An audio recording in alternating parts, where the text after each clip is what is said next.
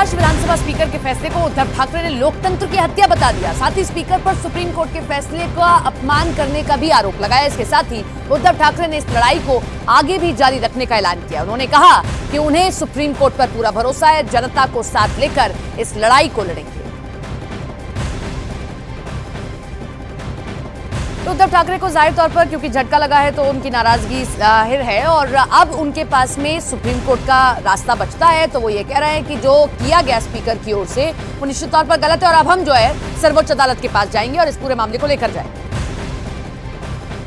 तो उद्धव गुट ने यह साफ कर दिया है कि वो सुप्रीम कोर्ट का रुख करने जा रहे हैं। विधानसभा स्पीकर के फैसले के बाद उद्धव गुट ने यह साफ कर दिया है कि वो अब इस पूरे मामले में कानूनी लड़ाई लड़ेंगे क्योंकि ठाकरे परिवार के पास यही विकल्प बचा है। इससे पहले चुनाव आयोग भी शिंदे गुट के पक्ष में ही फैसला उन्होंने सुनाया था। ऐसे में उद्धव ठाकरे गुट की शिवसेना विधानसभा अध्यक्ष के फैसले के खिलाफ हाई कोर्ट या सुप्रीम कोर्ट का वो रुख कर सकती है। विकल्प उनके पास बचा हुआ है, लेकिन इसके लिए उद्धव गुट को 30 दिन के अंदर विधानसभा अध्यक्ष के फैसले को कोर्ट में चुनौती देनी होगी। और अगर कोर्ट इस विधानसभा अध्यक्ष के इस फैसले पर रोक लगाता है तो उद्धव गुट को थोड़ी राहत यहाँ पर मिल सकती है। इसके अलावा आपको यह भी बता दें कि उद्धव ठाकरे के पास ग्रास रूट लेवल पर कार्यकर्ताओं को एक बार फिर से साथ जोड़कर पार्टी को मजबूत करने का भी विकल्प बचा है। तो आपको बता दें कि महाराष्ट्र में विधायकों की अयोग्यता पर स्पीकर राहुल नार्वेकर के फैसले के बाद राजनीतिक बयानबाजी चरम पर है। कांग्रेस और एनसीपी शरद पवार गुट ने इस फैसले को असंवैधानिक और बीजेपी की साजिश बताया है। तो वही केंद्रीय मंत्री रामदास अठावले ने स्पीकर के फैसले का समर्थन किया है।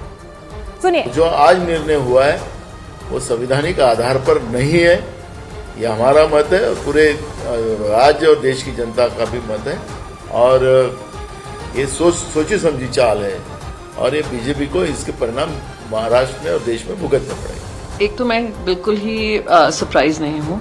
दूसरा, बचपन से हमने ये कहावत सुनी थी, वही होता है जो मंजूर खुदा होता है। रिपब्लिक हैं देश के, फिर कहा गया वही होता है जो मंजूर कॉन्स्टिट्यूशन होता है। 2014 के बाद से एक नई परंपरा शुरू हुई है, वही होता है जो मंजूर अमित शाह और नरेंद्र मोदी होता है। और वही हम एक्शन में देख रहे हैं महाराष्ट्र में, जिस तरीके से निर्णय लिए जा रहे हैं। स्पीकर ने एकनाथ शिंदे जी के बाजू से निर्णय दिया है और उद्धव ठाकरे को बहुत बड़ा झटका बैठा है। तो मुझे लगता है कि मैं माननीय राहुल नार्वेकर जी ने जो निर्णय दिया है उसका मैं स्वागत करता हूँ। वही निर्णय होने की हमें अपेक्षा थी और वैसा निर्णय हो चुका है। आज महाराष्ट्र असेंबली के स्पीकर अध्यक्ष महोदय ने जो निर्णय दिया वो असंवैधानिक था। महाराष्ट्र की जनता को समझ में आ गया है खेल क्या है। तुम पार्टियां ही खत्म करना चाहते हो, उसके नेताओं को ही खत्म करना चाहते हो, तो ये महाराष्ट्र की जनता सहन नहीं करेगी।